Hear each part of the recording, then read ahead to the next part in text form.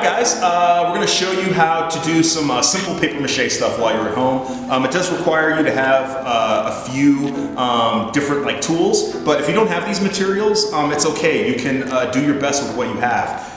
If you have any balloons, we're going to start off with balloons here today. If you don't have any balloons, you could use like a wire hanger and stuff some news paper inside of that to build your shape. But if you have balloons, we're going to start off with that today. Also, you'll need some Elmer's glue. If you don't have Elmer's glue, no fear. All-purpose flour will also work to make a simple paste, which is what we're looking for here. So I'm going to take this balloon and hopefully I've got enough lung capacity to blow this thing up and then tie it. Let's see what's up.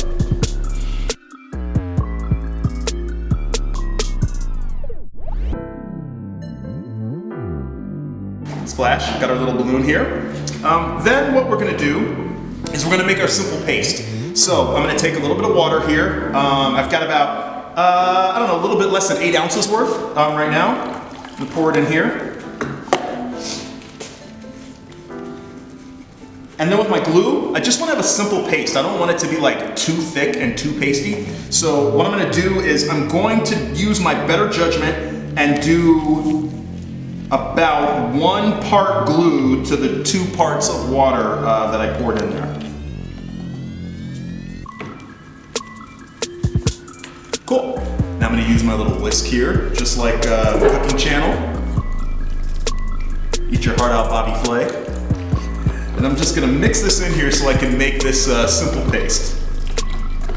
You don't want it to be too clumpy because you want the strips that you're going to be dumping in here to be pretty smooth. Got a pretty good paste here. So now what I'm going to do is I've already pre-prepared some strips, and they're just regular paper strips. You can use whatever you want. You can use newspaper, you can use lined ruled paper, go into your notebooks, pull paper out there, wherever you can find some extra paper. I've also taken a magazine and also kind of torn up some extra strips too.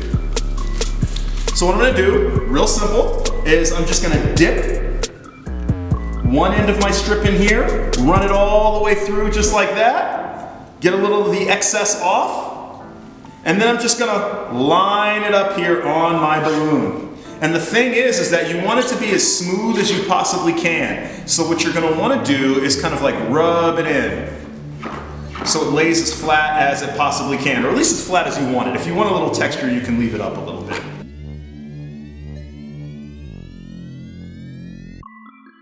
The thing about paper mache is your structure is going to be stronger if you lay more pieces on top. So even if you get your whole balloon or whatever it is that you're using covered, you're still going to want to maybe put a few more strips over to make sure that it's strong in the end. When we're finished, you'll end up with something like with this. Now once this is done,